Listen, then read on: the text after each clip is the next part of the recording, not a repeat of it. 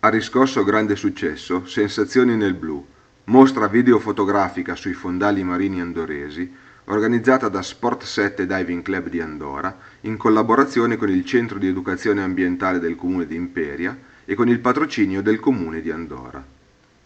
Nella bella cornice di Palazzo Tagliaferro ad Andorra sono state esposte numerose fotografie di Alberto Balbi, noto fotografo subacqueo, Stefano Dal Dosso e Piero Quarone,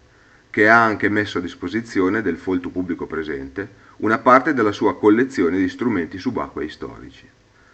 Sono stati inoltre proiettati numerosi video subacquei di Fabio Rossetto e Gianluca Cora, che, insieme alle foto, hanno mostrato ad andoresi e turisti le bellezze del nostro mare. Durante la presentazione della mostra, la dottoressa Monica Previati, curatrice dell'evento, e l'ingegner Giuseppe Enrico, direttore del Centro di Educazione Ambientale del Comune di Imperia,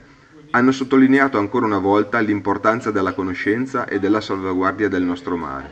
ricco di biodiversità, quale risorsa sia per la pesca sia per il turismo ed in particolare subacqueo.